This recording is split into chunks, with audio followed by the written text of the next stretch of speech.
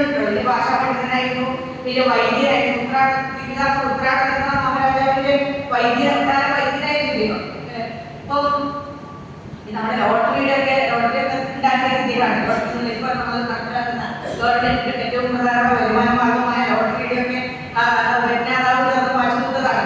അപ്പോൾ അദ്ദേഹം അദ്ദേഹത്തിന്റെ ഈ പുസ്തകത്തിന്റെ ആമുഖത്തിൽ ഇതിന്റെ ചരിത്രത്തിന്റെ ആമുഖത്തിൽ പറയുന്നത് ഇതിന് വേണ്ടി വാക്കിങ്ങനെയാണ് വലിയ ആള്, വലിയ ആള്, ഗ്രേറ്റ് മാൻ നമ്മൾ പറയുന്നത്. അപ്പൊ അദ്ദേഹം ഉപയോഗിച്ച വാക്ക് വലിയ ആളെന്നാണ്. അപ്പൊ വലിയ ആള്, പിന്നെ വലിയ ആള് സമൂഹത്തിന് നൽകിയ സേവനങ്ങൾ, അതിന്റെ ഒരു സത്യപ്രസ്താവനയാണ് ചരിത്രം. അല്ലാണ്ട് അവിടെ ആരും വേണ്ട, സാധാരണക്കാരൊന്നും വേണ്ട. വലിയ ആളുകളും അവര് സമൂഹത്തിന് വേണ്ടി ചെയ്യുന്ന സേവനങ്ങളും അതിനെക്കുറിച്ചുള്ള സത്യപ്രസ്താവന ആയിരിക്കണം ചരിത്രം എന്നാണ് പാഠ്യപുസ്തകം പറയുന്നത്.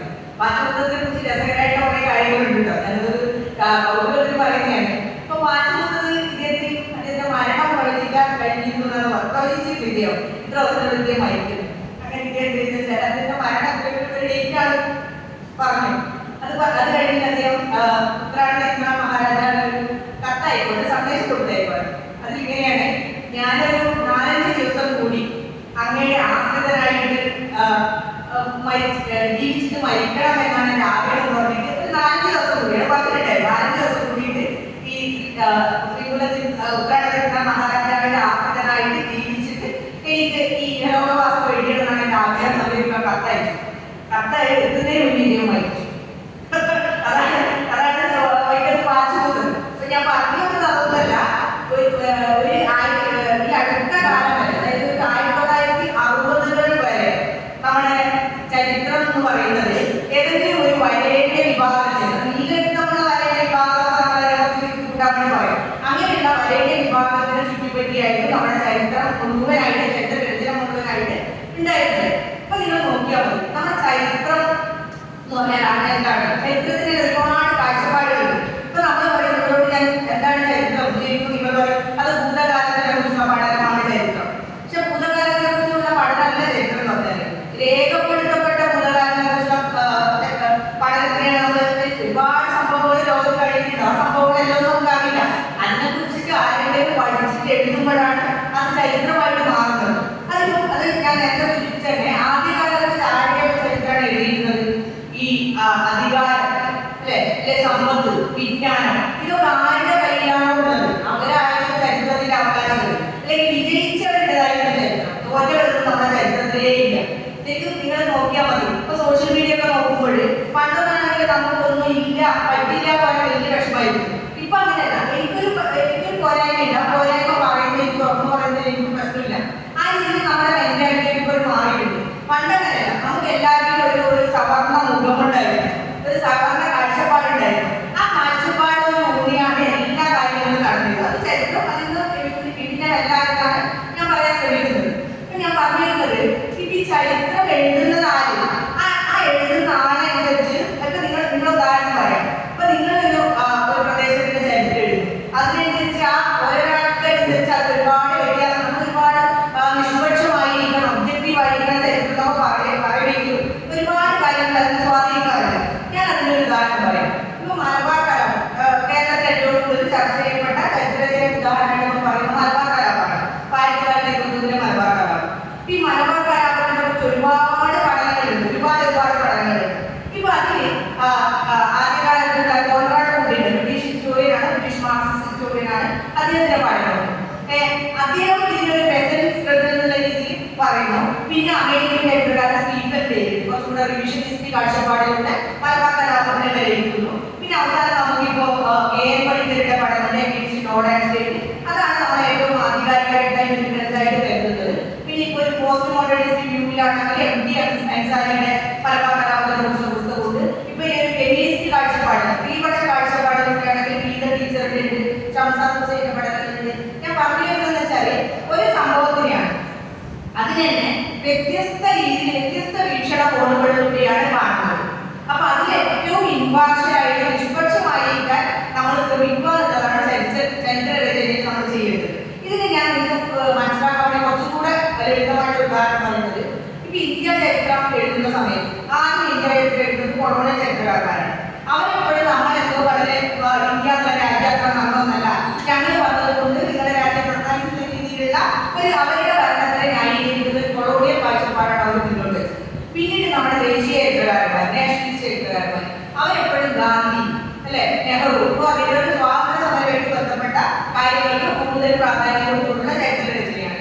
ഇപ്പൊ വേറൊന്നാണ് മാർക്സിയൻ ഘടകം ഉപയോഗിച്ചുള്ള ചരിത്ര ഇപ്പൊ സമയമുള്ള ചരിത്രകാരന്മാരാണെങ്കിൽ ഉത്പാദന ബന്ധങ്ങളെ ആസ്പദമാക്കിയുള്ള ചരിത്ര രചനാ രീതി അവലംബിച്ചു. പിന്നെ 1960കളോട് കൂടിയിട്ടാണ് നമ്മൾ ഈ സവാളുകൾ കീഴാണ ചരിത്ര രചന എന്ന് പറഞ്ഞിട്ട് രചനക്കൂട്ടിയൊക്കെ നിങ്ങൾ പഠിച്ചിട്ടുണ്ടെങ്കിൽ അതിലേക്കൊന്നും പോകുന്നില്ല. അത്തരത്തിലുള്ള ചരിത്ര രചനയൊക്കെ വരുന്നത്. അപ്പം അതായത് നമ്മൾ അതുവരെ 60കൾ വരെ നമ്മുടെ ചരിത്രത്തിൽ എന്ന് വെച്ചാൽ സ്ത്രീകള്, കുട്ടികള്, അല്ലെങ്കിൽ ഭാഷാ ന്യൂനപക്ഷങ്ങള്, മത ന്യൂനപക്ഷങ്ങള്, അല്ലെങ്കിൽ ദളിതര്, ആദിവാസികളൊന്നും ഈ ചരിത്രത്തിലൊന്നും ഉൾപ്പെടുന്നില്ല. പാശ്ചാത്യം പറയുന്ന പോലെ വലിയ ആളുടെ ചരിത്രം മാത്രമായിരുന്നു ചരിത്രം. പക്ഷെ 60കൾക്ക് ശേഷമാണ് എല്ലാവരെയും ഉൾക്കൊള്ളുന്ന ഒരു ആശ്രയിക്കപ്പെട്ട വിഭാഗങ്ങളെയും കൂടെ ഉൾക്കൊള്ളുന്ന ഒരു ചരിത്രം വരുന്നത്. ഇതിനൊരു തുടക്കം കുറിക്കുന്നത് ഫ്രാൻസിലാണ്. ഫ്രാൻസിൽ ഒരു അനാദി ചരിത്ര രചനാ രീതി ഉണ്ടായിരുന്നു. ഞാൻ അതിന്റെ വിശദാംശങ്ങളിലേക്ക് പോകുന്നില്ല. അതിൽ ഒരു പ്രധാനപ്പെട്ട നിങ്ങൾക്ക് ഇഷ്ടാവുന്ന ഒരു ചരിത്രകാരനുണ്ട്, ഇമ്മാനുവൽ റോയ് ഡെബൂയി എന്ന് പറഞ്ഞത്. നിങ്ങൾ കേട്ട് കാണും. അദ്ദേഹം ഈ ഒരു അനാദി ചരിത്രകാരൻ, അദ്ദേഹം എഴുതിയൊരു പുസ്തകമുണ്ട്. ആ പുസ്തകം ഫ്രഞ്ച് ഭാഷയിലാണ് എഴുതിയത്. ഈ പുസ്തകം എഴുതുന്നത് 1975 നമ്മുടെ അടിയന്തരാവസ്ഥയുടെ കാലത്താണ് ഈ പുസ്തകം എഴുതുന്നത്. ഈ പുസ്തകത്തിന് മൊണ്ടേഗു എന്നാണ് പുസ്തകം, മൊണ്ടേഗു എന്നാണ് വായിക്കേണ്ടത്. മൊണ്ടേഗു എന്നാണ് പുസ്തകത്തിന്റെ പേര്. ഈ പുസ്തകത്തിന്റെ പേര് കാര്യം എന്താണെന്ന് വെച്ചാൽ ഫ്രാൻസിന്റെ തെക്ക് ഭാഗത്തുള്ള ഒരു വില്ലേജിന്റെ, ഒരു ഗ്രാമത്തിന്റെ പേരാണ് ഈ മൊണ്ടേഗു എന്ന് പറയുന്നത്. മൊണ്ടേഗു എന്ന് പറയുന്നത് ഈ ഗ്രാമത്തിന്റെ 14ാം നൂറ്റാണ്ടിന്റെ ഈ ഗ്രാമത്തിൽ നടന്ന മതവിചാരണ കോടതി, ഇൻക്വിസിഷൻ എന്നൊക്കെ നിങ്ങൾ കേട്ടിട്ടുണ്ടാവില്ലേ? അപ്പൊ മതവിചാരണ കോടതിയുടെ രേഖകൾ ഉപയോഗിച്ച് ഇദ്ദേഹം ഈ 20ാം നൂറ്റാണ്ടിൽ എഴുതിയ പുസ്തകമാണ് മൊണ്ടേഗു. ഞാൻ പറഞ്ഞ മനസ്സിലായിരിക്കുന്നത് ഈ മൊണ്ടേഗുള്ള പുസ്തകം ഗ്രാമത്തിന്റെ ചരിത്രമാണ്. അത് എഴുതുന്നത് എപ്പോഴെന്ന് വെച്ചാൽ 1975 എഴുതിയത്. അത് ഏത് കാലത്ത് രേഖാന്ന് വെച്ചാൽ 14ാം നൂറ്റാണ്ടിലെ ആ ഗ്രാമത്തിൽ നടന്ന മതവിചാരണ കോടതിയുടെ റിപ്പോർട്ട്സ് വെച്ചിട്ടാണ് എഴുതിയത്. ഇത് പറയുന്നത് വെച്ചാൽ 14ാം നൂറ്റാണ്ടിലെ ഗ്രാമത്തിൽ വലിയ മതവിചാരണകൾ നടത്തിയിരുന്നു. അതായത് ചർച്ചിന്, കത്തോലിക്ക സഭയെ എതിർക്കുന്നവരെ വിചാരണ ചെയ്യുന്നതിന് മതവിചാരണ കോടതി, ഇൻക്വിസിഷൻ. അപ്പോൾ അതിന് നേതൃത്വം കൊടുത്തത് ഒരു ജാക്കസ് ഫോർണിയർ എന്ന് പറയുന്ന ഒരു ബിഷപ്പായിരുന്നു. ജാക്കസ് ഫോർണിയർ. ഈ ജാക്കസ് അത് ഫോർണിയർ റിപ്പോർട്ട്സ് എന്നാണ് പിന്നീട് അറിയപ്പെടുന്നത്. അപ്പൊ ഇദ്ദേഹം ആരെങ്കിലും സഭയെ വിമർശിച്ചാൽ അവരെ വിചാരണ ചെയ്യും. അപ്പം ഈ വിമർശിക്കുന്നവർ പോലെ ശിക്ഷ കൊടുക്കും. ഞാൻ ശിക്ഷയുടെ തമാശ പറയാം. ശിക്ഷ കൊടുക്കുന്നത് വെച്ചാൽ കഠിനമായിട്ട് സഭയെ വിമർശിക്കുന്ന വലിയ കുറ്റങ്ങൾ ചെയ്തവർക്ക് വധശിക്ഷ കൊടുക്കും. ജീവനോടെ ചുട്ടുകൊല്ലുക എന്നുള്ളതാണ് വധശിക്ഷ അല്ലെ? നമ്മൾ ഒരുപാട് ശാസ്ത്രജ്ഞമായ ചുട്ടുകൊന്ന കാര്യങ്ങൾ കേട്ടിട്ടുണ്ട്. പിന്നെ ഒരു ശിക്ഷ കൊടുക്കുന്നതെന്ന് വെച്ചാൽ ഒരു തടവ് ശിക്ഷ കൊടുക്കും, കുറച്ചും കൂടെ കൂടിയത്. അതിന് ലളിതമായ കുറ്റമാണെങ്കിൽ ശിക്ഷ കൊടുത്തിരുന്നത് ഒരു കുരിശ് ഞാൻ പുറത്ത് കെട്ടി വെച്ചു കൊടുക്കും. നമ്മുടെ പൊതുവെ നമ്മളുടെ പ്രദേശത്തിലെ ഇത് കുരിശായതെന്ന് അറിയില്ല. അപ്പൊ ഇതൊരു കുരിശ് ഞാൻ പുറത്ത് കെട്ടി വെച്ചിട്ടാണ് കെട്ടിയിരിക്കുന്നത്. അതാണ് ഇവരുടെ 3ാമത്തെ ശിക്ഷ. അപ്പൊ അതിന് ഉദാഹരണം പറയുന്നത് ഈ നാട്ടിൽ ഇതൊരു ഗ്രാമമാണ്. ഈ ഗ്രാമത്തിലെ വീടുകളൊക്കെ അടുത്തടുത്തുള്ള വീടുകളാണ്. അപ്പൊ നിങ്ങൾ ചോദിക്കുക എങ്ങനെയാണ് നമ്മുടെ ലഘുവിക്ക് വീട് ഇത്ര അടുത്താണ് പറഞ്ഞാൽ കഥയിൽ പറയുന്നത്. അപ്പൊ അടുത്തടുത്തുള്ള വീടുകളാണ്. അപ്പൊ ഈ വീടുകളിൽ അവര് ഇങ്ങനെ വർത്താനം പറയുമല്ലോ. ഈ വീട്ടിൽ ഇരുന്ന് വർത്താനം പറയുമ്പോൾ അപ്പുറത്തെ വീട്ടിൽ കേൾക്കും. ചുമര ഒരുമിച്ചുള്ള വീടാണ്. നമ്മുടെ ഈ വയനാട്ടിലെ തോട്ടമേലും ആളുകളൊക്കെ വീടാണ് അവിടെ ഉണ്ടായിരുന്നത്. അപ്പൊ അത് പറയുന്നത് ആ കാലഘട്ടത്തിൽ ഇതൊന്നും ടെലിവിഷനൊന്നും ഇല്ലല്ലോ, 14ാം നൂറ്റാണ്ടാണ്. അപ്പൊ ആളുകളുടെ പ്രധാനപ്പെട്ട വിനോദം എന്ന് പറയുന്നത് പേനോക്കലായിരുന്നു. ദിലൗസിംഗ് എന്നുള്ളത് പേനോക്കൽ. അപ്പൊ ഈ പേനോക്കൽ എങ്ങനെയാന്ന് വെച്ചാല് ഭർത്താവ് ഭാര്യയുടെ തലയിൽ പേനോക്കും അല്ലെ, പിന്നെ മക്കൾ അങ്ങോട്ട് കൊണ്ട് പേനോക്കും, കാമുകിയുടെ തലയിൽ പേനോക്കും. അങ്ങനെ പേനോക്കലാണ് ദിലൗസിംഗ് ആണ് ഇവരുടെ പ്രധാനപ്പെട്ട ഹോബി എന്ന് പറയുന്നത്. അപ്പൊ ഇവരിങ്ങനെ പേനോക്കുമ്പോൾ രസം പിടിച്ച് കുറെ കാര്യങ്ങൾ പറയുമല്ലോ, ചിലർ ചർച്ചയൊക്കെ വിമർശിക്കും. അതിന് ഉദാഹരണം പറയുന്നത് സുന്ദരിയായിട്ട് കൊടുത്തിട്ടുണ്ടായിരുന്നു. ഇവിടെ പേര് മറന്നുപോയി. അപ്പൊ അവള് അവളുടെ അമ്മായിയാണ് ഇവിടെ തലയിൽ പേനോക്കുകയാണ്. അപ്പൊ അവളിങ്ങനെ ചോദിക്കുകയാണ്, ഈ ദൈവം എന്നൊക്കെ പറയുന്നതാണ്. ഞാൻ അങ്ങനെ ഒരു സംശയം അവൾ ചോദിക്കുന്നത്. പക്ഷെ പെട്ടെന്ന് പിറ്റേന്ന് തന്നെ അവളെ വിചാരണ കൊണ്ടുപോവാണ്. ഈ ചർച്ചിലെ പ്രതിനിധികൾ വന്നിട്ട് ഇവിടെ കൂട്ടിക്കൊണ്ടിട്ട് അവളെ വിചാരണ ചെയ്ത് അവളുടെ പറയിൽ മഞ്ഞക്കുറിച്ച് കെട്ടി കൊടുക്കുകയാണ്.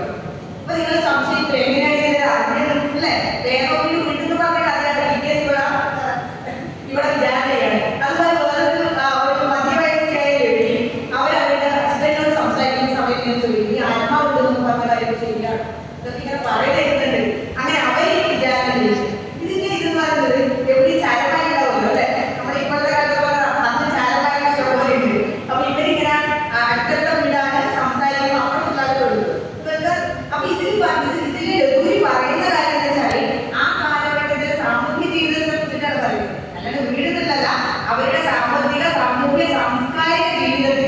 ഏത് വെച്ചിട്ടാണ് വിജയം വിലയിരുത്തിയത്?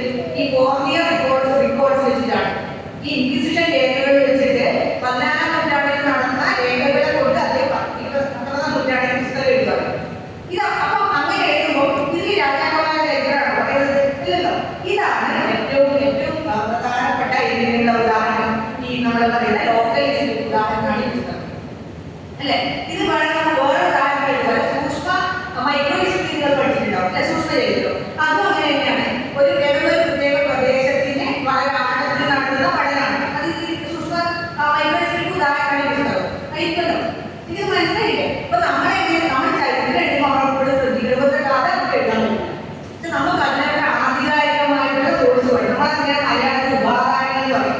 അപ്പൊ ഇതിന്റെ ഉപയോഗിച്ച ഏറ്റവും പ്രധാനപ്പെട്ട ഉപാധാനമായിട്ടാണ് ഈ ഇൻക്വിസിഷൻ റിപ്പോർട്ട്സ് ആണ്. അത് വെച്ചിട്ട് 16-ാം നൂറ്റാണ്ടിലെ റിപ്പോർട്ട്സ് വെച്ചിട്ട് അദ്ദേഹം 19-ാം നൂറ്റാണ്ടിൽ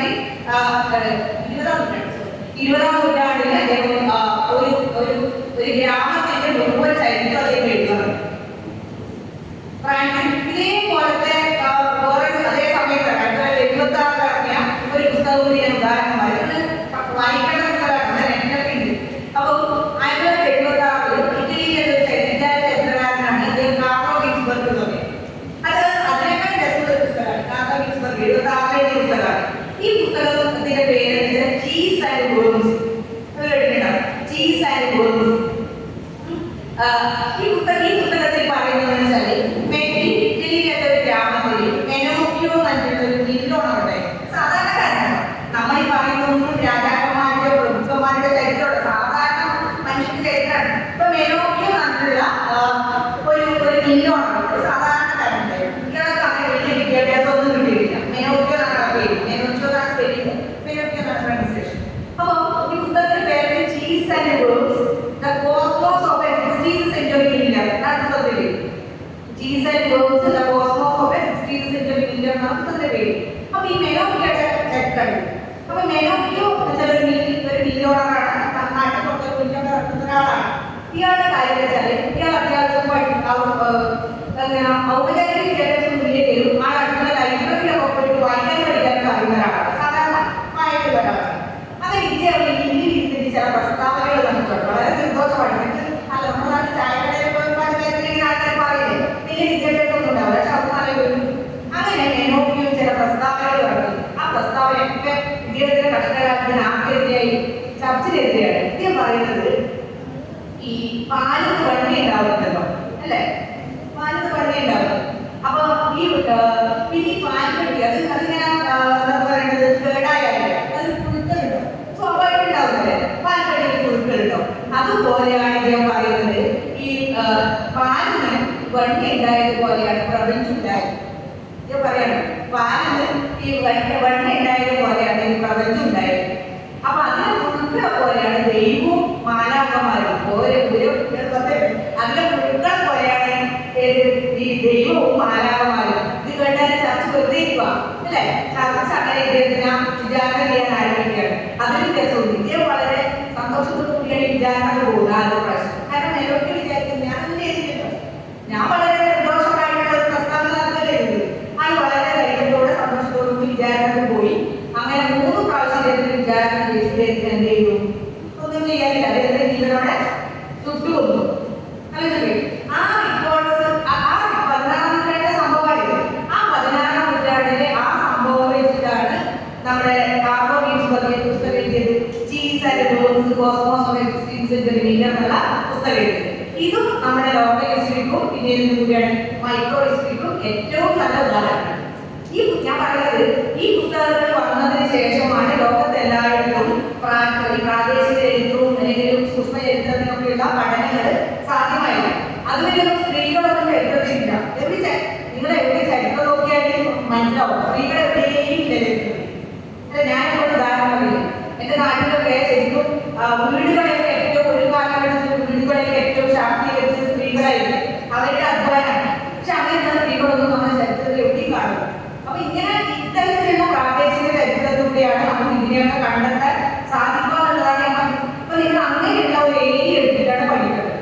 ഞാൻ അതിന് നിങ്ങൾക്ക് സഹായമാകുന്ന 1-2 കാര്യങ്ങളും കൂടി പറഞ്ഞ് ഞാൻ അവസാനിപ്പിക്കാം. അപ്പം അത് വളരെ നമ്മൾ പ്രാദേശിക ചരിത്രത്തിൽ അത് അത് നിങ്ങളൊന്ന് കേൾക്കേണ്ട പുസ്തകമാണ്. 1963 ഒരു British Marxist historian D.P. Thomas അദ്ദേഹം എഴുതിയൊരു പുസ്തകമുണ്ട്.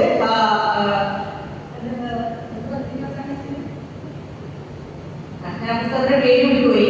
ആ ഒരു പുസ്തകത്തിൽ 1963 ഈ D.P. തോമസ് വർക്കിംഗ് ക്ലാസിനെ കുറിച്ചിട്ട് എഴുതി, തൊഴിലാളികളെ കുറിച്ചിട്ട് എഴുതിയ പുസ്തകമാണ്. ആ പുസ്തകത്തിന്റെ ആമുഖത്തിൽ D.P. തോമസ് പറയുന്നത്, അടുത്ത തലമുറയുടെ ദയാദാക്ഷിണ്യത്തിന് വേണ്ടി ഞാൻ തൊഴിലാളികളെ വിട്ടുകൊടുക്കുക. അതായത് ഇതുവരെ അതൊക്കെ പറയുന്നത് വെച്ചാൽ ഇതുവരെയുള്ള ചരിത്രത്തിൽ തൊഴിലാളികൾ ഉൾപ്പെട്ടിട്ടില്ല. അപ്പൊ ഞാൻ ഈ തൊഴിലാളികളുടെ ചരിത്രം എഴുതും, അല്ലാണ്ട് അവരുടെ ചരിത്രം എഴുതി ഞാൻ അടുത്ത തലമുറയെ കാത്തിരിക്കില്ല.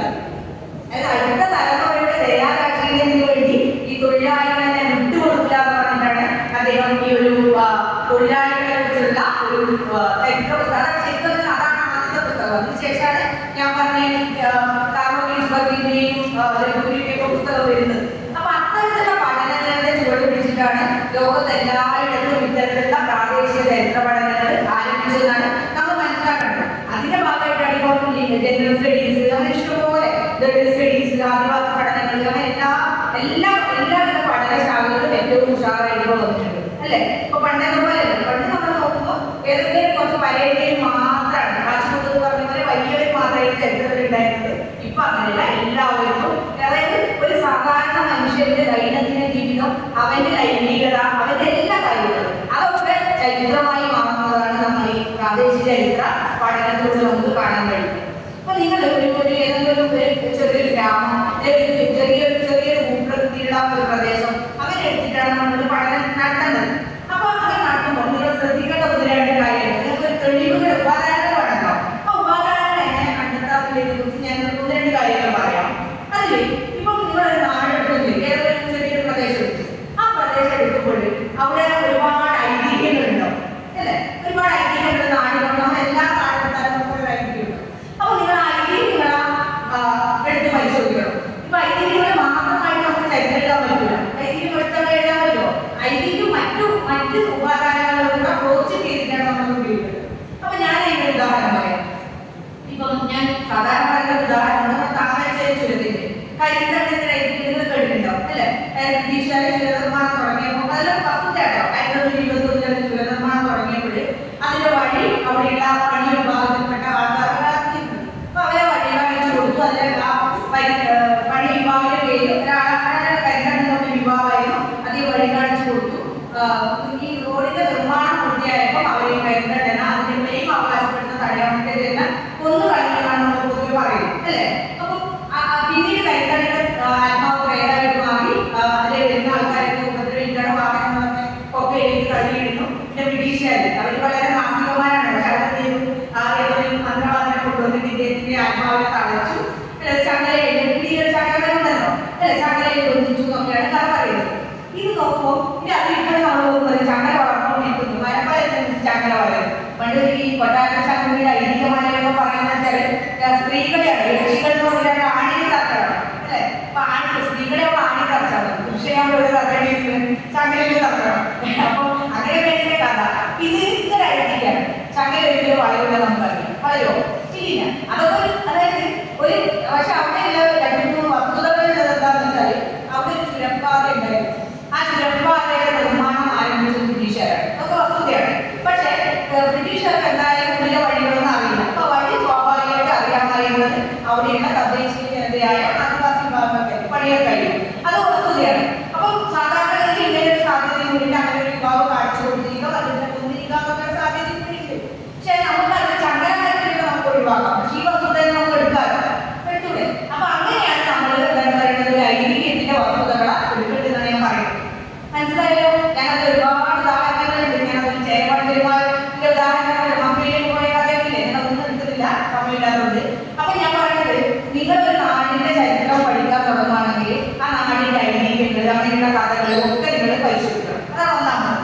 പിന്നെ ഒന്ന് ഞാൻ പറയാം, ഈ നാട്ടിലെ ഒരുപാട് നാടൻപാട്ടുകളുണ്ടല്ലോ അല്ലെ, ഒരുപാട് നാടൻപാട്ട്. ഞാൻ ഞങ്ങളുടെ നാട്ടിൽ ഇത് പറയാം. ഇപ്പൊ വടക്കം പാട്ടുകളുണ്ട്, ഉണ്ണിയാർച്ചയുടെ പാട്ടുകളുണ്ടല്ലോ. അപ്പൊ നിങ്ങൾ ആലോചിച്ച് നോക്കിയാൽ നമ്മുടെ സമൂഹം ഇപ്പോഴും കൂടി ഒരു വളരെ പാട്രിയാർക്കലായിട്ടുള്ള സാമൂഹ്യ വ്യവസ്ഥയാണ് അല്ലെ. സ്ത്രീകളെ എപ്പോഴും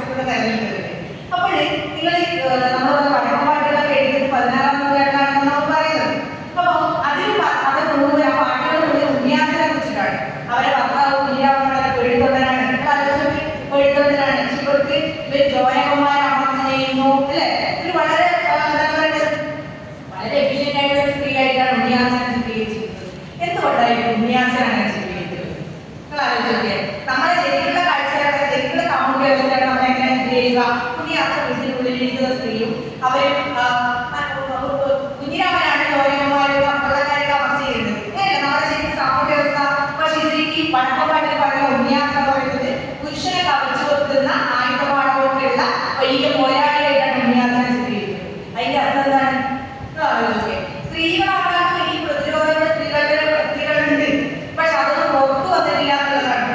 സ്ത്രീകളുടെ പ്രതിരോധം ഏത് കാലത്തും ഉണ്ടായിട്ടുണ്ട്. നിങ്ങൾ നങ്ങേലിയുടെ കഥ കേട്ടില്ലേ? മഹാഭൂഷണ നങ്ങേലിയുടെ കഥ കേട്ടില്ലേ? ആലപ്പുഴയിലെ ചെറുപുഴ ജില്ലയിൽ താമസം ജീവിച്ചിരുന്ന നൂറ്റാണ്ട് പറയുന്നുണ്ട്. അത് കൃത്യമല്ല പറയുന്നത്. ഒരു ഈഴ വിഭാഗത്തിൽപ്പെട്ട ഒരു സാധാരണക്കാരിയായ ഒരു സ്ത്രീയാണ് നങ്ങേലി. അപ്പൊ അന്ന് തിരുവിതാംകൂർ നികുതിയാണ്, തൊഴിലെടുക്കുന്നതിനും നികുതിയുണ്ട്. അപ്പൊ ഇവരുടെ പുരുഷന്മാരെ കൊടുക്കേണ്ടത് തലക്കര നല്ലൊരു നികുതിയുണ്ട്. പണിയെടുക്കണതാണ്, പണിയെടുക്കാൻ കൊടുക്കണ്ടല്ല. ഞാൻ എന്തെങ്കിലും പണിയെടുത്ത് ജീവിക്കണമെന്ന് കഴിച്ച് നികുതി കൊടുക്കണം രാജാവിന്. അപ്പൊ സ്ത്രീകൾ പണിയെടുക്കുന്നത് അവർ കൊടുക്കേണ്ട നികുതിയാണ് മുലക്കര. അല്ലാണ്ട് മുലക്കച്ച കിട്ടുന്നതിനല്ല കേട്ടോ, മുലക്കര കൊടുക്കുന്നതിനാണ്. അപ്പോ അങ്ങനെ ഈ മുലക്കര കൊടുക്കണമെങ്കിൽ പണം വേണ്ടേ, പൈസ ഇല്ല. അപ്പൊ അങ്ങനെ ഈ തിരുവിതാംകൂർ പടയാളികളുടെ വീട്ടിലേക്ക് വരുവാണ് മുലക്കര ചോദിച്ചുകൊണ്ട്. ഇവരെന്ത് ചെയ്യുന്ന വെച്ചാൽ വീടിനുള്ളിലേക്ക് കയറി പോയിട്ട് മുല ചേരിച്ചിട്ട് ഒരു ചേമ്പിനെ വെച്ച് ഇതൊക്കെ കൊണ്ടു കൊടുക്കുവാണ്. ഈ പടയാളികളുടെ മുന്നിൽ കൊടുക്കുവാണ്. പണമില്ല, അതിന് എടുത്തൊന്നും. അപ്പൊ അതോടെ അവര് രക്തമാർഗം നയിക്കുന്നു. നങ്ങേലി രക്തമാർഗം നയിച്ച് കുറച്ച് കഴിയുമ്പോഴാണ് അവരുടെ ഭർത്താവ് ചിരികണ്ഠം വരുന്നത്. ചിരികണ്ഠം വന്ന് ഈ കാഴ്ച കണ്ടിട്ട് ഇദ്ദേഹം ഈ ഇവരുടെ ചിതയിൽ ചാടിയിട്ട് മരിച്ചു എന്നാണ് പറയുന്നത്. നമ്മുടെ കഥകളൊക്കെ വിപരീതമാണ്. നമ്മുടെ സദ്യ എങ്ങനെ പറയാം, പുരുഷനാണ് അല്ലെ, സ്ത്രീകളാണ് സദ്യ ഭക്ഷിക്കുന്നത്. നമ്മുടെ കേരളത്തിന്റെ ചരിത്രത്തിലെ ഒരു കഥയില്ല എനിക്ക് പറയുന്നത്. അവരുടെ ഭർത്താവ് ചിരികണ്ഠൻ, കണ്ടപ്പെട്ട പേരൊക്കെ കേൾക്കുന്നുണ്ട്. അപ്പൊ ഈ ചിരികണ്ഠൻ സദ്യ ഭക്ഷിച്ചു. ഞാൻ പറയുന്നതൊന്നും ചിലപ്പോൾ ചരിത്രവസ്തുതയാവില്ല, അതൊന്നും ചരിത്രവസ്തുതയല്ല. പക്ഷെ നമ്മുടെ കഥകളിലെ അല്ലെങ്കിൽ നമ്മുടെ ഐതിഹ്യങ്ങളൊക്കെ ഇങ്ങനെ ഉണ്ടെന്ന് പറഞ്ഞാല് അതിന്റെ അർത്ഥം എന്താണ്? സ്ത്രീകളുടെ പ്രതിരോധത്തിന്റെ ചില അംശങ്ങളാണ് ഇവിടെ കാണുന്നത്. അത്തരത്തിലാണ് നമ്മൾ അതിലുള്ളത്. ഞാൻ പറഞ്ഞ കുട്ടികൾ അതേപോലെ കഥ എഴുതുന്ന വേണ്ടത്. അതിലെ ചരിത്രാംശങ്ങളെ എടുത്തിട്ട് അത് നമ്മളതിനെ വേറൊരു വാക്ക് പറയും. അതിന് ചരിത്രവൽക്കരിക്കാൻ പറയും, ഹിസ്റ്റോറിസൈസ് ചെയ്യാൻ. അങ്ങനെ ഹിസ്റ്റോറിസൈസ് ചെയ്യാണ് നമ്മൾ ചെയ്യുന്നത്. നിങ്ങൾക്ക് മനസ്സിലാവുന്നില്ലല്ലോ അല്ലേ? അത്തരത്തിലുള്ള പഠനങ്ങളാണ് ഞാൻ ഈ അവസരത്തിലേക്ക് ഓർമ്മ വരുന്നത്. കൊയ്യയിലൊക്കെ ചേർന്ന് കേട്ടിട്ടുണ്ടാവും അല്ലെ? നമ്മുടെ പാർശ്വവൽക്കരിക്കപ്പെട്ട വിഭാഗങ്ങൾക്ക് വേണ്ടിയിട്ട് അത്രയും പ്രയത്നിച്ച് സാമൂഹ്യ പ്രശ്നക്കാരായിരുന്നു കൊയ്യയിലാണ്. അദ്ദേഹം പറയുന്നുണ്ട്, കാണുന്നില്ല രക്ഷകന്റെ വംശത്തെ പറ്റി, കാണുന്നുണ്ട് അനേക വംശത്തിന്റെ ചരിത്രം. ഇതന്നെയാണ് നമ്മുടെ ഹിസ്റ്റോഗ്രാഫിയുടെ ഏറ്റവും പ്രധാനപ്പെട്ട ന്യൂനത. വേറൊന്നും പറയണ്ട. അദ്ദേഹം കീഴാള ജനതയെ ചരിത്രവൽക്കരിക്കുകയാണ് ഈ പാട്ടിലൂടെ ശരിക്കും കൊയ്യയിലൊക്കെ ചെയ്യുന്നത്.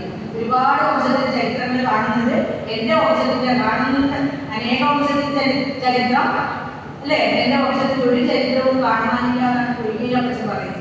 ഇതാണ് ശരിക്കും, ഇതാണ് ഞാൻ ഈ പാർട്ടിയിലൊക്കെ ചുരുക്കിയതാണ്.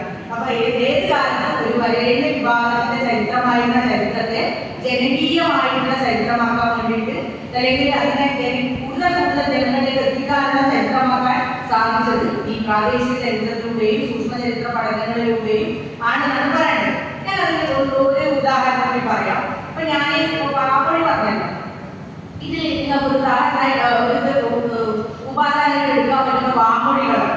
ഇപ്പൊ പണ്ട് കാലത്ത് ജീവിച്ചിരുന്ന മനുഷ്യരോട് നമുക്ക് അവരുടെ ഓർമ്മകൾ ഏറ്റവും പ്രധാനപ്പെട്ട ഉപാധാനമാണ്. അപ്പൊ ഞാൻ പറയുന്നത് ഇപ്പൊ 1908 എനിക്ക് എപ്പോഴും പറയുന്ന ഉദാഹരണമാണ്. ഞങ്ങളുടെ എന്റെ നാടിന്റെ അടുത്തുള്ളൊരു വളർന്ന മുസ്ലിം ഏരിയ ഉണ്ട്. കൂടുതലായിട്ട് മുസ്ലിം ജനങ്ങളുടെ വിഭാഗം താമസിക്കുന്നത്. അപ്പൊ അവിടെ ആളുകൾ പാടുന്ന ഒരു പാട്ടുണ്ട്, ഒരു 4 വരി പാട്ടാണ്. ആ 4 വരി പാട്ടിന്റെ കണ്ടന്റ് എന്ന് പറഞ്ഞാൽ ഒരു ഉമ്മ ഹജ്ജിന് പോയ കഥയാണ്. നിങ്ങൾ ആലോചിച്ചു, ഇപ്പോഴൊന്നല്ല, 1908 ഹജ്ജിന് ഒരു സ്ത്രീ പോയതാണ്. അപ്പൊ അതിന്റെ ബാക്കി കാര്യക്കാരുടെ സുഹൃത്ത് അന്വേഷിച്ചു പോയപ്പോൾ ഒരു തറവാട്ടിന്റെ കണ്ടുകൊടുക്കുന്നതിന് ബാക്കി ഭാഗങ്ങൾ ഒരു 400 പേരുടെ ഒരു പാട്ട് പുസ്തകമാണ്. അപ്പൊ അത് ഇവര് സ്ത്രീ ഹജ്ജിന് പോവാണ് 1908. നിങ്ങൾ ആലോചിച്ചൊക്കെ കപ്പലൊക്കെ കയറി 6 മാസം കഴിഞ്ഞിട്ടൊക്കെയാണ് അവർ തിരിച്ചെത്തുന്നത്. അങ്ങനെ നമുക്ക് പുരുഷനായാലും പോകും, നമുക്ക് കുഴപ്പമില്ല അല്ലെ. ഒരു സ്ത്രീ പോവാന്ന് പറഞ്ഞാൽ അതെവിടെയും നമ്മുടെ ചരിത്രത്തിലെ എവിടെയില്ല. ഇങ്ങനെ ഒരു സ്ത്രീ ഇങ്ങനെ ഒരു ഹജ്ജ് 1908 ഹജ്ജ് 1908 നമുക്ക് ഏത് കാലഘട്ടത്തിൽ ആലോചിച്ചൊക്കെ അല്ലെ. ആ ഒരു കാലത്താണ് ഒരു പഠന പോലുള്ള വളരെ പിന്നോക്കമായിട്ടുള്ള സ്ഥലത്ത് നിന്ന് ഒരു സ്ത്രീ, ഒരു മുസ്ലിം സ്ത്രീ അവര് ഹജ്ജിന് പോയ കാലം പറയുന്നത്. ഇത് ഞാൻ ഒരു സ്ഥലത്ത് സംസാരിച്ചപ്പോൾ അവിടെ സ്റ്റേജിൽ ഉണ്ടായിരുന്ന ഒരു പറഞ്ഞാൽ അവരുടെ ഉമ്മയൊക്കെ ഇതുപോലെ ഹജ്ജിന് പോയിട്ടുണ്ട്.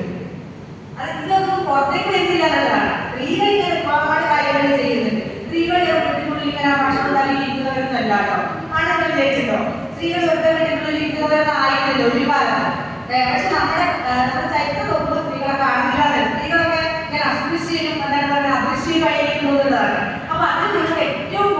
ചെയ്യാൻ പറ്റുന്നത് ഈ പ്രാദേശിക ചരിത്രത്തിലൂടെ ഇങ്ങനെ സ്ത്രീകളെ മുതലായിട്ടുള്ളതായിട്ട് കൊണ്ടുവരാൻ പറ്റും. ഞാൻ ഇതിന്റെ വേറൊരു ഉദാഹരണം പറയുന്നത് ഇപ്പൊ സാഹിത്യ കൃതികളുണ്ട്. ആ കാലഘട്ടത്തിൽ എഴുതുന്ന ഒരുപാട് സാഹിത്യ കൃതികൾ, ആ സാഹിത്യ കൃതികൾ നോക്കിയാൽ നിങ്ങൾക്ക് പ്രാദേശിക ചരിത്രത്തിലുള്ള ഉപാദാനങ്ങൾ കിട്ടും. ഞാൻ ഒരു ഉദാഹരണം മാത്രം പറയാം, ഒരുപാട് ഉദാഹരണങ്ങളുണ്ട്. അതിൽ ഒരു ഞാൻ ഇന്നലെ ഫേസ്ബുക്കിൽ ഇട്ട ഒരു കുറിപ്പാണത്. ഒരു രാഹുൽ സമ്പ്രദായ ഒരു ഇന്ത്യ എഴുത്തുകാരൻ, ജീവിച്ചിരുന്ന ഇന്ത്യ എഴുത്തുകാരനാണ്. അദ്ദേഹത്തിന്റെ ഒരു പുസ്തകമുണ്ട്, ഒരു നോവലാണ് ജയ യൗദയ എന്നത്. ഏറെ പഠിക്കാറുണ്ട് ജയ യൗദയ. ഈ പുസ്തകം എന്ന് വെച്ചാല് 1944 എഴുതിയ പുസ്തകമാണ്. ഇത് ഏത് കാലത്തെ ചരിത്ര നോവലാണ്. ഇത് എന്ന് വെച്ചാല് നമ്മൾ ബുദ്ധ സാമ്രാജ്യം കേട്ടിട്ടുണ്ടാവും, ചന്ദ്രഗുപ്ത മൗര്യൻ, ചന്ദ്രഗുപ്ത വിക്രമാദിത്യ, ചന്ദ്രഗുപ്തനൊക്കെ കേട്ടിട്ടുണ്ടാവില്ലേ. അപ്പൊ ഈ ചന്ദ്രഗുപ്ത വിക്രമാദിത്യന്റെ കാലഘട്ടത്തിൽ ഉണ്ടായിരുന്ന യൗദയ രാജ്യത്തിന്റെ ഒരു ചരിത്രമാണ്. എന്നുവെച്ചാൽ ഗംഗാ സമതലത്തിൽ ഉണ്ടായിരുന്ന സാമ്രാജ്യമാണ് ബുദ്ധ സാമ്രാജ്യം, നോർത്ത് ഇന്ത്യയിലാണ്. അതിന് തൊട്ടടുത്തുണ്ടായിരുന്ന ചെറിയൊരു ജനപദമാണ് യൗദയ എന്ന് പറയുന്നത്. ആ യൗദയ എന്ന് പറഞ്ഞാൽ ഈ ജനായത്ത ഭരണം ഉണ്ടായിരുന്ന സ്ഥലമാണ്. ജനങ്ങൾക്ക് അധികാരം ഉണ്ടായിരുന്ന, ഇന്ത്യയിലെ ആദ്യകാലത്ത് ജനാധിപത്യത്തിന്റെ ചില പൂർണ്ണ ജനാധിപത്യം അല്ലാതെ പറയുന്നത് ചെറിയ തോതിലുള്ള റിപ്പബ്ലിക്കുകൾ ഉണ്ടായിരുന്നു ഇന്ത്യയിൽ. അപ്പൊ അങ്ങനെ ഉണ്ടായിരുന്ന റിപ്പബ്ലിക് ആയിരുന്നു ഈ യൗദയ എന്ന് പറയുന്നത്. അപ്പൊ അവിടുത്തെ യുവരാജാവാണ് ജയ യൗദയ എന്ന് പറയുന്നത്, ഈ ഇതിലെ കേന്ദ്ര കഥാപാത്രം. അപ്പം അദ്ദേഹത്തിന്റെ കാഴ്ചയിലൂടെയാണ് ഈ നോവൽ പോകുന്നത്. ഈ നോവൽ പറയുന്നത് ഈ രാജാധിപത്യം, ഈ സമുദ്രഗുപ്തനും ഈ ചന്ദ്രഗുപ്ത വിക്രമാദിത്യനൊക്കെ അവരെ രാജാധിപത്യം സ്ഥാപിക്കുന്നതിന്റെ ഭാഗമായിട്ട് ഈ യൗദയയായിട്ട് പിടിച്ചെടുക്കുകയാണ്. അപ്പൊ യൗദയയായിട്ട് തകരാണ്, ജനാധിപത്യം തകർന്ന് ഈ രാജാധിപത്യം സ്ഥാപിക്കുകയാണ്. അപ്പൊ രാജ്യം കൂടുതൽ കൂടുതൽ രാജാധിപത്യത്തിലേക്കും അധികാര കേന്ദ്രീകരണത്തിലേക്കും ബ്രാഹ്മണ ക്ഷത്രിയന്മാരുടെ അധികാരത്തിലേക്കും ജാതി വ്യവസ്ഥയിലേക്കും പോകുന്നതിന് ചിത്രമാണ് ഇത് പറയുന്നത്. നിങ്ങൾ ആലോചിച്ചത് ഏത് 400 CE-ലാണ്, ക്രിസ്തുവർഷം 400-ാം ആണ്ടിൽ നടന്ന സംഭവത്തെയാണ് ഇദ്ദേഹം ഈ 1944 നോവൽ എഴുതുന്നത്. അപ്പൊ നമുക്ക് കാലഘട്ടത്തിന്റെ ചരിത്രം ഇദ്ദേഹം വെറുതെ നോവൽ എഴുതിയതല്ലോ. ആ കാലഘട്ടത്തിൽ എല്ലാ ശിലാശാസ്ത്രങ്ങൾ, നാണയങ്ങൾ, പാകിയാണ്ടാവില്ലേ, പാകിയാന്റെ കുറിപ്പുകളൊക്കെ വെച്ചിട്ടാണ് ഈ നോവൽ എഴുതിയത്. ശരിക്കും ചരിത്ര നോവലാണ്. അപ്പൊ ഞാൻ ഈ ചരിത്ര നോവൽ വൈകുന്നേരം ആ കാലഘട്ടത്തെ മനസ്സിലാക്കാൻ കഴിയില്ലേ. ഞാൻ അതുപോലുള്ള കൃതികൾ നമ്മുടെ നാട്ടിലൊക്കെ ഉണ്ടാവും. ഇപ്പൊ തിക്കോടിയുടെ അരങ്ങാണെന്ന നടനുണ്ട്, അതൊരു ആത്മകഥയാണ്. അത് കോഴിക്കോടിന്റെ ചരിത്രമൊക്കെ പറയുന്നത് അതൊരു ആത്മകഥ. അങ്ങനെ അതിനകത്ത് ഏറ്റവും നല്ല വേറെ ഉദാഹരണമാണ് CK രാജന്റെ, കേട്ടിട്ടുണ്ടാവില്ലേ, CK രാജന്റെ ആത്മകഥ അടിമമക്ക എന്ന് പറയും. ഈ അടിമമക്ക വായിച്ചാല് ആദിവാസികൾ അവരുടെ ഭൂമിക്ക് വേണ്ടി നടക്കുന്ന സമരങ്ങളുടെ ചരിത്രം കിട്ടും. അവരത് പങ്കാളിയായവരാണ്. അത്തരത്തിലാണ് നമ്മൾ ഈ ഉപാദാനങ്ങൾ ഉപയോഗിക്കുന്നത്. ഞാൻ രണ്ട് കുട്ടികൾക്ക് മനസ്സിലാവും. അപ്പൊ നിങ്ങൾ ഈ വിദേശ സഞ്ചാരികളുടെ കുറിപ്പുകളൊക്കെ ഉണ്ട്, അത് ഞാൻ പറയുന്നില്ല. അങ്ങനെയുള്ള ഇത്തരത്തിലുള്ള ഉപാദാനങ്ങളെ മുഴുവൻ നിങ്ങളെ കണ്ടെടുത്തിട്ടാണ് നിങ്ങൾ ഈ പ്രാദേശിക ചരിത്ര രചന നിർവഹിക്കേണ്ടതെന്നാണ് ഞാൻ പറയുന്നത്. അപ്പോൾ അതുവരെ ചരിത്രത്തിൽ ഇല്ലാതെ പോയ മനുഷ്യരുടെ ചരിത്രങ്ങൾ നമുക്ക് വീണ്ടെടുക്കാൻ വേണ്ടി സാധിക്കും. ഉണ്ടാക്കാനല്ല സാധിക്കുക, നമ്മൾ ചരിത്രത്തിൽ അദൃശ്യരാക്കപ്പെട്ട പോയ സ്ത്രീകളുടെ ചരിത്രം, കുട്ടികളുടെ ചരിത്രം, ഒരുപാട് ന്യൂനപക്ഷങ്ങളുടെ ചരിത്രം ഉണ്ടാവും, ദളിതരുടെ ചരിത്രം ഉണ്ടാവും, ആദിവാസികളുടെ ചരിത്രം ഉണ്ടാവും. അങ്ങനെ ഒരിക്കലും അപ്പച്ച പാടിയുള്ള തിരുത്തി എഴുതാൻ വേണ്ടിയിട്ട് നമുക്ക് ഈ പ്രാദേശിക ചരിത്ര രചനയിലൂടെ സാധിക്കും. അപ്പൊ അതുകൊണ്ട് അതിന് നിങ്ങൾ ചെയ്യേണ്ടത് ഇത്തരത്തിലുള്ള വർക്ക്ഷോപ്പുകളിൽ വളരെ സീരിയസ് ആയിട്ട് പങ്കെടുക്കുക. നിങ്ങൾക്ക് ഈ ഡിഗ്രിയുടെ പ്രൊജക്ട് എന്തെങ്കിലും ആയിക്കോട്ടെ, PG എത്തുമ്പോഴേക്കും നിങ്ങൾക്ക് ഡെവലപ്പ് ചെയ്യാൻ പറ്റും. നിങ്ങൾ ഇപ്പോൾ വിചാരിക്കുന്ന ഒരു കാര്യമില്ല, പക്ഷെ നിങ്ങളുടെ മനസ്സിലേക്ക് ചില സ്പാർക്ക് വരും. അതാണ് ക്ലാസ്സിന്റെ ഗുണം എന്ന് പറയുന്നത്. ആ സ്പാർക്ക് ഉപയോഗിച്ചിട്ട് നിങ്ങൾക്ക് നല്ല തരത്തിലുള്ള ഗവേഷണത്തിൽ, ഞാൻ പറഞ്ഞ എല്ലാവരും PhD ചെയ്യുന്നല്ല ഞാൻ പറയും, പക്ഷെ നിങ്ങളുടെ നാട്ടിൽ എന്തെങ്കിലും ചരിത്രം എഴുതുമ്പോൾ നിങ്ങൾക്ക് ഉപയോഗിക്കാൻ പറ്റും. അപ്പൊ അതായത് നമ്മൾ കുറച്ചുകൂടെ ജനാധിപത്യ വിശ്വാസപരമായിട്ട് മാറും. അതാണ് ചരിത്രം പഠിച്ചാലുള്ള ഗുണം. നമ്മൾ കുറച്ചുകൂടെ ജനാധിപത്യ ബോധമുണ്ടോ അല്ലെ. നിങ്ങൾ നിങ്ങളുടെ നാടിന്റെ ചരിത്രം നിങ്ങളൊന്ന് കണ്ടെടുത്തിട്ട് നിങ്ങൾ ശരിക്കും ചരിത്രം എന്ന് പറഞ്ഞാൽ അത്രയും അത്രയും നല്ല ഡിസിപ്ലിനാണ്. അത് ഞാൻ പഠിച്ച സബ്ജക്റ്റ് ആയതെന്ന് പറയുന്നില്ല. കാരണം ഓരോ വിദേശ രാജ്യ സർവകലാശാലകളിലൊക്കെ സയൻസ് പഠിക്കുന്നവർ എന്ത് പഠിക്കണം, ചരിത്രം പഠിക്കണം. ഇപ്പോൾ നമ്മൾ IIT-യിലൊക്കെ ചരിത്രം പഠിക്കണം. അപ്പൊ അത്തരത്തിലുള്ള ഏറ്റവും എന്താ പറയുക, നമ്മുടെ കണ്ടംപററി ആയിട്ടുള്ള വിഷയങ്ങളെ പരിഹരിക്കാനുള്ള ഒരു ഡിസിപ്ലിനാണ് ശരിക്കും പറഞ്ഞാൽ ചരിത്രം. ഇപ്പൊ കീഴടിയെ കീഴടിയായിട്ട് ഏറ്റവും പ്രധാനപ്പെട്ട ഉദാഹരണമാണ്. അപ്പൊ ഞാൻ പറയുന്നത് ഇപ്പൊ നമ്മുടെ ചരിത്രത്തിന്റെ ഒരു വലതുപക്ഷ വൽക്കരണം നടന്നുകൊണ്ടിരിക്കുകയാണ്. ഇത് കഴിഞ്ഞാൽ ഒരു ഉദാഹരണം പറയാൻ അവസാനിപ്പിക്കേണ്ടത്, അതായത് നമ്മുടെ പാഠപുസ്തകങ്ങളൊക്കെ നിങ്ങൾ നോക്കിയാൽ മതി. ഇപ്പൊ NCERT